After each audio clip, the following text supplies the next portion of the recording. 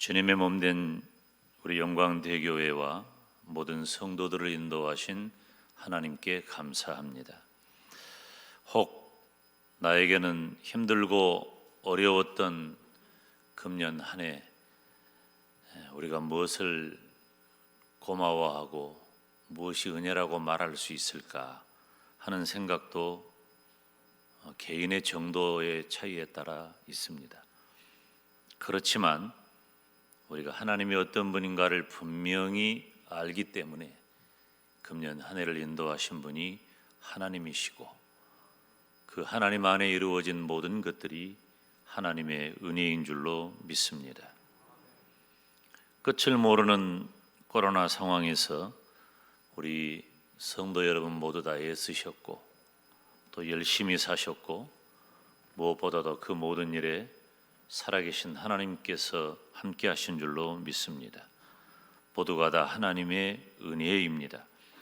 2021년을 보내는 마지막 주일에 이 김 목사의 고백은 하나님의 은혜입니다. 이 하나님의 은혜를 새해에도 기대하면서 다가오는 새해를 잘 준비하시기를 주님의 이름으로 축원합니다. 우리 교회 새해의 목표는 한번 따라서 합니다. 모든 일이 회복되는 교회. 아멘. 모든 일이 회복되기를 바라는 마음에 다가오는 새해의 목표를 모든 일이 회복되는 교회라, 그렇게 목표를 세웠습니다. 오늘 본문 11절 말씀을 보면 우리가 함께 읽습니다. 시작. 예수께서 대답하여 가라사대 엘리야가 과연 먼저 와서 모든 일을 회복하리라. 아멘. 여러분, 지금 전무한 코로나 재앙이 이 시대에 계속되고 있습니다. 아직도 모든 것이 불확실하고 마침표를 찾을 줄을 모르는 상황입니다. 참 힘들고 어려운 시절을 사는 우리 성도님들, 그리고 또 이 시대를 살아가는 이 땅의 모든 교회, 힘들고 어려운 시간 순간이지만은 어떤 경우에도 하나님께서는 교회를 통해 은혜를 주시고 교회를 통해 복을 주실 줄로 믿습니다. 저와 여러분은 복된 믿음의 사람이 되어서 새해를 맞이하시기를 바랍니다. 사실 오늘 본문의 말씀은 구약 성경에 엘리야 선지자가 다시 오리라는 말씀입니다. 이 이스라엘 백성은 엘리야의 재현을 고대합니다. 이 엘리야 선지자는 지금 오늘 본문의 배경으로 보면은 세례 요한을 의미하는데요. 말라기서 4장 5절 6절 말씀을 보면 우리가 함께 읽어볼까요? 시작. 보라, 여호와의 크고 두려운 날이 이르기 전에 내가 선지 엘리야를 너희에게 보내리니 그가 아비의 마음을 자녀에게로 돌이키게 하고 자녀들의 마음을 그들의 아비에게로 돌이키게 하리라. 아멘. 보라, 여호와의 크고 두려운 말이 이르기 전에 내가 선지 엘리야를 너희에게 보내겠다. 이 선지 엘리야는 세례 요한을 의미하는 것입니다. 여러분 보세요. 바로 말라기서 4장의 이 말씀을 끝으로 하나님의 계시가 멈춰집니다. 하나님께서는 무수한 세월 많은 주의 종들 선지자들을 보내서 이스라엘 백성에게 말씀하셔요. 너희들은 이렇게 살아라. 너희들 지금 그렇게 하면 안 돼. 그러면 큰일 나. 빨리 돌아와라. 회개해라. 그러지 말아라. 너희들 잘하고 있어. 그렇게 하면 돼. 하나님께서는 끊임없이 많은 선지자들을 보내서 말씀을 계시해 주십니다. 가깝게는 선지자 자신에게, 혹은 그 시대의 이스라엘 백성들에게, 그리고 멀게는 예수 그리스도의 초림과 더 멀게는 예수 그리스도의 재림에 관한 계시의 말씀이었습니다. 그런데 말라기를 끝으로 여호와의 계시가 멈춰진 거예요. 그래서 여호와의 계시가 멈춰진 그때부터 이스라엘 백성 사이에 두 가지 중요한 흐름이 생겨났습니다. 첫째, 바로 계시 문학, 묵시 문학이 발달하게 된 거고요. 두 번째는 하나님께서 약속해 주신 여자의 후손으로부터 끊임없이 약속하시고 준비하시고 계획하셨던 메시아의 대망 사상이 그것입니다. 그래서 이스라엘 민간에 바로 그 묵시 문학과 메시아 대망 사상이 가득 퍼져 있어요. 기다리고만 있는 겁니다. 그런데 메시아이신 예수 그리스도를 이 땅에 보내시기 전에 선지 엘리야를 보내겠다. 즉 세례 요한을 보내겠다는 것입니다. 엘리야로 지칭되는 세례 요한은 예수님께서 공생애를 시작하시기 전에 회개의 세례를 전파합니다. 세례 요한을 통해서 첫째, 땅에 떨어졌던 이스라엘의 영적 상태를 돌이켜 하나님께로 향하게 하는 겁니다. 굉장히 중요한 얘기예요. 이스라엘은 어떤 사람이냐? 영적인 나라입니다. 이스라엘은 우리하고 같은 거예요. 우리가 신령한 이스라엘이니까.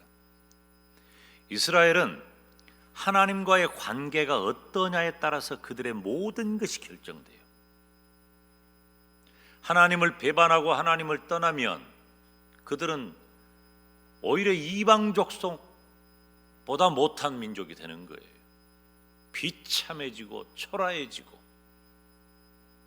그런데 그들의 영적 상태가 하나님과 가까이 있기만 하면, 하나님이 명하신 대로 그의 말씀을 듣고 지켜 행하기만 하면, 하나님께서는 말로 다 할 수 없는, 이 세상 어느 누구도 감당하지 못할 놀라운 축복으로 이스라엘과 함께 하십니다. 그러니 세례 요한이 와서 증거한 회개의 세례를 통해 너희들의 영적 상태를 돌이켜서 이제 하나님께 향해라. 두 번째, 이스라엘 백성들이 예수 그리스도를 이제는 맞아야 한다. 그 준비를 하라는 것입니다.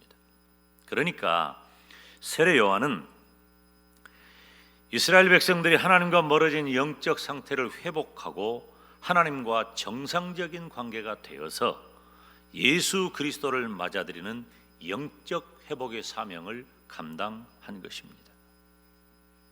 사랑하는 성도 여러분, 우리는 기도도 있고 소망도 있고 이루어야 할 일들도 있고 지금 해결하지 못해서 힘들고 어려운 것도 있고 이 시대를 지나면서 모두가 공통적으로 느끼는 고통도 시련도 있습니다. 우리가 원하는 것은 그것들이 다 잘 되기를 바라는 거예요. 나라를 잃어버리고 먹을 것도 없고 폭정에 시달리는 이스라엘 백성에 대해서 하나님께서는 세례 요한을 통해 영적 회복을 먼저 요구하십니다. 그리고 예수 그리스도를 맞이하라는 겁니다. 사랑하는 여러분, 다가오는 2022년 새해는 영적인 것과 육적인 것, 이 모든 것들이 다 회복되시기를 주님의 이름으로 축원합니다. 회복의 역사는 우리가 하나님 앞에 바르게 설 때 비로소 시작되는 겁니다. 그러면 모든 일이 회복되는 교회가 되기 위해서 우리가 어떻게 해야 하고 진짜 회복해야 할 일이 무엇인가? 저와 여러분은 지금부터 2000년 전에 선지 엘리야를 기다렸던 이스라엘 백성처럼 세례 요한을 통해 회개의 세례를 외쳤던 이스라엘 백성처럼 이 시대를 살아가는 신령한 이스라엘 백성이에요. 구원받은 성도들은. 그런 우리가 해야 할 일은 첫째, 공동체 예배가 회복돼야 한다는 것입니다. 저는 오늘 매우 구체적이고 실제적이고 꼭 이렇게 해야 할 한 가지만을 말씀을 전하고자 합니다. 다가오는 2022년 우리 영광대교회는 이유여하를 막론하고 공동체 예배가 회복되기를 소원합니다. 한국교회는 코로나 팬데믹 상황에서 공동체 예배가 약해졌습니다. 우리 한국교회의 자랑이 무엇입니까?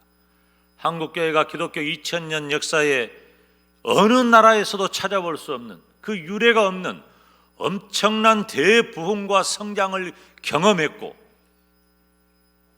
그 교회의 부흥과 성장과 함께 이 나라도 경제적으로나 국가적으로나 개인적으로나 모든 면에서 어마어마하게 업그레이드 된 거예요. 여러분 기억하십니까? 우리나라가 88 올림픽 치르고 나니까 무슨 세계에서 대단한 나라가 된 줄 알았어요. 그런데 올림픽을 치른 지 6년 뒤에 제가 처음으로 외국을 나갔어요. 처음으로 외국을 나갔는데 유럽을 갔는데 대한민국을 몰라요. 88 올림픽 말에도 몰라요. 우리나라가 그런 나라였습니다. 그런데 지금 어떻습니까? 그 무렵 한국교회의 대부흥기가 왔고, 그 대부흥과 더불어서 우리나라의 국격이나 국력이나 경제력이나 모든 분야에서 상상할 수 없이 폭발해버린 겁니다. 지금은 세계 어느 나라를 가든지 우리나라를 모르는 사람이 없고, 또 우리나라 사람들이 차지하고 있는 그 지역, 그 사회의 위치는 지금부터 30년, 40년 전하고 비교할 바가 아닙니다. 그런데 우리는 무엇만을 바라봅니까? 전부 다 우리들이 힘들고 어려워진 것, 해결해야 할 것, 이런 일들에 먼저 관심이 가는 거예요. 한국 교회의 자랑은 주일 성소와 감격적인 공동체 예배입니다. 그런데 지금은 모두 다 코로나를 핑계하게 되었습니다. 우리 교회도 감사한 것도 사실이지만 아쉬운 것도 참 많아요. 작년 초에 코로나 이런 상황이 되니까 제가 경험이 없으니까 어찌할 바를 몰랐죠. 그래서 어찌되었든지 성도들이 예배를 드려야 하기 때문에 아침에 7시 반에 강단에 올라가면 12시가 돼야 내려왔어요. 사부 예배를 드렸어요. 8시, 9시, 10시, 11시 4번 예배를 드린 거예요. 지금은 3부 예배가 정착돼 가지고 안정적으로 예배를 드리는데, 물론 여전히 제가 분주하게는 해요. 그래도 이 정도면 괜찮습니다. 예배를 드릴 수 있다는데 4부도 좋고 5부도 좋다고 그랬어요. 제가 이 상황이 정 힘들면 오후 1시에 다시 4부 예배를 신설하겠다, 그런 계획을 가지고 3부 예배를 지금 진행을 하는데, 현재로서 우리 교회는 예배당의 사이즈와 또 성도들의 출석, 그리고 또 남아있는 예배를 드릴 수 있는 공간을 계산해 보면 우리 교회 모든 식구들이 전부 다 예배당에 나와도 예배를 드리는데, 공동체 예배를 드리는데 아무런 문제가 없어요. 겁먹을 필요가 없어요. 담임 목사와 교역자들 그리고 당회가 방역 수칙을 철저하게 잘 지키면서 여러분들이 공동체 예배에 나와 하나님을 예배할 수 있도록 모든 준비를 다 할 거예요. 물론 지금은 언제 어디서 뭐가 터질지 모르는 불안함은 여전히 있습니다. 그렇지만 우리가 정말 해야 할 일은 공동체 예배를 회복해야 되겠다. 새벽부터 시작되는 예배를 통해 주시는 은혜를 사모하는 것이 성도가 해야 할 일입니다. 새벽기도 생활이 우리들에게 만약에 없다면 우리 제대로 신앙생활을 하지 않는 겁니다. 용서하세요. 우리가 그렇게 무뎌져 있다면 잘못 살고 있는 거예요. 지금 이 시대에 정말 필요한 것은 새벽 예배, 새벽기도 신앙이고 공동체 예배에 나와 하나님을 예배하는 신앙이라는 것입니다. 모든 성도들은 주일 성소와 모든 예배를 힘써야 합니다. 예배는 말씀과 기도를 아우르는 성도의 모든 것이에요. 예배가 중요합니다. 예배하지 않고서, 공동체 예배하지 않고서 아무것도 할 수 없습니다. 성도는 예수님을 믿고 구원받아 천국에 갈 사람들입니다. 저와 여러분이 그렇다는 겁니다. 우리는 다 천국 갈 사람들이에요. 믿으시면 아멘. 어째서 아멘에 자신이 없네? 뭔가 좀 찔려요? 우리는 다 천국 갈 사람들입니다. 이렇게 목사가 가끔 하는 말이지만, 천국 갈 사람은 천국에 있는 것은 하고 천국에 없는 것은 하지 말자. 그런데 이거 꼭 뒤집어요. 천국에 없는 것은 그렇게 하지 말라고 그래도 몸에 배가지고 습관적으로 하고, 천국에 있는 것은 잘 안 하려고 그래. 힘들고 어렵다고 거부하고. 천국에 있는 게 무엇입니까? 가장 대표적인 것이 예배입니다. 하나님을 찬양하는 예배가 천국에 있는 거예요. 우리는 이 땅에 살면서 영원히 하나님을 찬양하고 예배드릴 일을 이 땅에서 해야 된다는 거예요. 왜 천국에서 해야 할 일을 천국 갈 사람이 이 땅에서 하지 않느냐 그 말이에요. 요한계시록 7장 10절 12절 말씀을 보면, 이 말씀은 어린 아이부터 그리고 대작곡가가 작곡해서 만든 여러 가지 다양한 찬양의 가사가 됩니다. 우리 함께 읽어볼까요? 시작. 큰 소리로 외쳐 가로되 구원하심이 보좌에 앉으신 우리 하나님과 어린 양께 있도다. 모든 천사가 보좌와 장로들과 네 생물의 주위에 섰다가 보좌 앞에 엎드려 얼굴을 대고 하나님께 경배하여 가로되 아멘. 찬송과 영광과 지혜와 감사와 존귀와 능력과 힘이 우리 하나님께 세세토록 있을지로다. 아멘 하더라. 아멘.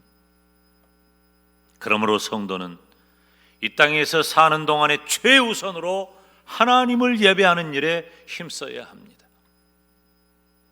우리가 다 믿음이 있잖아요. 그런데 믿음이 있으려면은 믿음 좋은 성도가 되시기를 바랍니다. 그러면 믿음 좋은 성도가 어떤 성도예요? 믿음 좋은 성도는 공동체 예배에 힘쓰는 사람이에요. 이 기본입니다. 문제가 생기잖아요. 믿음에 예배 생활에 문제가 생겨요.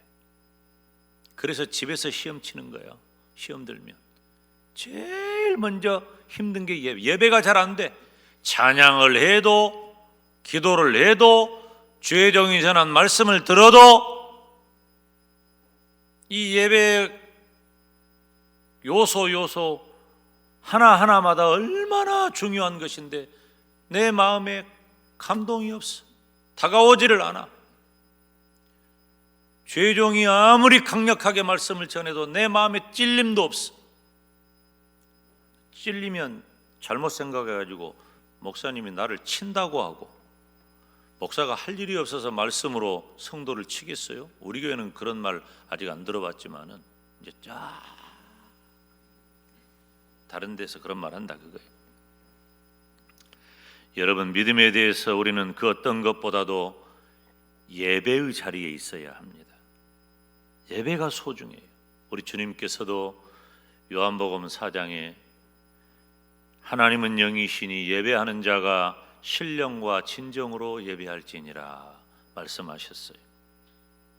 저는 새해에 우리 교회 식구들이 모든 예배에 출석부를 만들려고 그래요. 새벽 예배 나온 분들도 다 할 거예요. 그래서 연말에 얼마나 우리가 예배 생활에 열심히 했는가 다 점검하는 자료로 사용할 거예요. 여러분, 다른 건 몰라도 예배는 나오셔야 돼요. 예배는 나오셔야 돼요. 내가 100번 할 거야. 예배는 나오셔야 돼요. 여러분, 예배 아니면 안 됩니다. 지금 얼마 전에 우리 교단의 총회장께서 우리 교회에 오셔서 말씀을 전하는 중에 그런 얘기를 했죠. 우리 교단이 12,500교회입니다. 이것은 우리나라에서 가장 큰 교단으로서 가장 큰 규모고요. 그것은 세계에서 가장 큰 규모라고 하는 거죠. 그런데 그 12,500교회 가운데 2,000교회 정도가 힘들어졌어요. 그리고 코로나 팬데믹이 오기 전에 문제가 전혀 없었으니까 예배당을 다 건축해 놓고 이런 상황이 올 줄 몰랐죠. 코로나 상황이 오니까 지금 제가 집회 가가지고 어느 지역에 가보니까 충청도인데 분명히 우리 이 기독교의 예배당 형태인데 내가 이단 입에도 올리기 싫으니까 내가 말 안 하겠어요. 어떤 이단에 그 이름이 붙어 있는 거예요. 저거 어떻게 된 거냐 그랬더니 건축을 해놓고 힘들어지니까 예배당이 이단한테 넘어가 버린 거예요. 여러분 지금 이런 상황이 된 겁니다. 다 어디서 문제가 생겼어요? 예배에 문제가 생긴 거예요. 여러분 우리는 공동체 예배를 생명처럼 여겨야 돼요. 저는 대면 예배, 비대면 예배 이런 단어 사용하지 말자고 했어요. 우리가 하나님 앞에 예배를 드리면 다 대면하여 하나님을 대면하여 드리는 예배니까 온라인 동영상 생중계로 예배를 드리는 일도 소중해요. 최소한의 우리들의 마음을 표하는 것이기 때문에 내 마음 같아서는 이것도 당장 중지하고 싶어요. 이것 안 할 테니까 다 예배당으로 나오세요. 이런 말 하고 싶어요. 심정이 그렇다는 거예요. 사랑하는 여러분, 우리가 모든 일이 회복되는 중에 특별히 공동체 예배가 회복되시기를 주님의 이름으로 축원합니다. 우리가 살고 죽는 문제라니까요. 이건 제가 장담한다고 하면 지나칠까요? 아니에요. 장담할 수 있어요. 우리 교회 모든 성도들이 공동체 예배를 회복하면 하나님께서 모든 일이 회복되게 하실 줄로 믿습니다. 두 번째로 일상의 회복입니다. 이것은 기도의 제목이기도 해요. 우리가 다 원하는 것들이에요. 다 지금 잃어버리고 있어. 잘 안 되고 있어요. 코로나 팬데믹 때문에 지난 2년 동안 얼마나 많은 손실이 있었습니까? 개인적으로는 건강이나 물질이나 교제나 섬김과 나눔 또 직장, 사업의 모든 문제가 회복돼야 합니다. 이건 제가 내년에 다 차례차례 말씀을 전할 거예요. 우리의 일상이에요. 교회적으로도 신방과 교제가 회복되고 전도와 선교가 회복되어야 합니다. 다 손해보고 있어요. 이런 것들이. 처음에는 쉽게 생각했죠. 그랬던 코로나19 바이러스 전염병이 이제는 전 세계가 유행하는 팬데믹이 되었고 지금도 끝이 보이지 않습니다. 무엇을 어떻게 해야 할지 예측하기도 어려워요. 백신도 나왔고 약도 나왔다고 하는데 이것을 낙관적으로 예측하는 사람을 찾아보기가 쉽지 않습니다. 그렇지만 인류의 역사를 주관하시는 하나님께서 하시는 일을 우리가 알 수 없기 때문에 우리가 해야 할 일은 하나님을 신앙하는 우리는 하나님의 시간표를 따라가는 것입니다. 그래서 나에게 주어진 예배와 삶의 성실함이 필요합니다. 예배와 삶에 대하여 성실하자. 나를 향하신, 우리 교회를 향하신, 한국교회를 향하신, 이 나라와 세계를 향하신 하나님의 뜻을 구하는 것입니다. 여러분, 엘리야 시대에 가뭄이 왔어요. 그 엘리야 시대의 가뭄은 지금 이 시대의 가뭄하고는 차원이 다릅니다. 지금은 물 관리가 아주 잘 돼 있죠. 그래서 좀 가물어도 잘 저장해 놓은, 준비해 놓은 물을 가지고 농사를 하거나 우리들이 사용하기에 크게 어려움이 없어요. 이렇게 풍족한 시대예요. 그런데 엘리야 시대에는 비가 오지 않으면 몇 년이 아니에요. 몇 개월 정도만 비가 오지 않아도 심각해지는 겁니다. 그런데 엘리야 시대의 가뭄이 3년 반이었어요. 얼마나 힘들었겠습니까? 어떻게 살았을까요? 엘리야는 까마귀가 물어다 준 것 먹고 살았어요. 우리는 그것을 하나님의 은혜라고 말해요. 주의 종들이 흔히 하는 표현이에요. 아무리 힘들고 어려워도 우리에게는 엘리야의 까마귀가 있다. 하나님이 그를 통해서 우리를 살려주실 것이다. 주의 종들은 그런 마음 가져요. 또 다른 성경을 보면은 엘리야가 행한 기적으로 많은 사람들이 위기를 벗어났습니다. 먹을 양식이 채워지기도 하고 죽은 아들이 살아나기도 하고, 그리고 결국 갈멜산에서 엘리야의 기도에 하나님은 응답하셨고 가뭄도 끝이 났습니다. 그 엘리야의 기도가 열왕기상 18장 36절 37절에 기록되어 있는데 우리가 함께 읽겠습니다. 시작. 저녁 소제 드릴 때에 이르러 선지자 엘리야가 나아가서 말하되 아브라함과 이삭과 이스라엘의 하나님 여호와여, 주께서 이스라엘 중에서 하나님이 되심과 내가 주의 종이 됨과 내가 주의 말씀대로 이 모든 일을 행하는 것을 오늘날 알게 하옵소서. 여호와여, 내게 응답하옵소서. 내게 응답하옵소서. 이 백성으로 주 여호와는 하나님이신 것과 주는 저희의 마음으로 돌이키게 하시는 것을 알게 하옵소서. 아멘. 엘리야의 이 기도 후에 도랑까지 채워졌던, 넘실넘실하게 채웠던 그 물까지 불로 태워 응답하시고 가뭄은 끝이 나게 된 겁니다.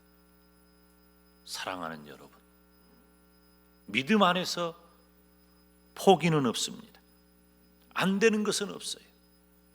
지금 이 시대의 성도가 예배를 회복하고 성실한 일상과 기도로 하나님의 뜻을 구하면 반드시 하나님께서 모든 일을 회복시켜 주실 줄로 믿습니다.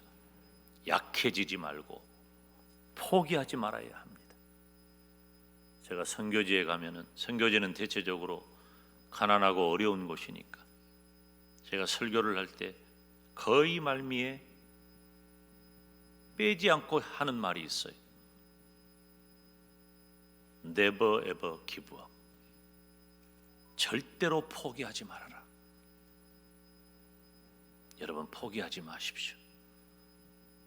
하나님께서 모든 일이 회복되도록 저와 여러분에게 은혜 주시기를 주님의 이름으로 축원합니다.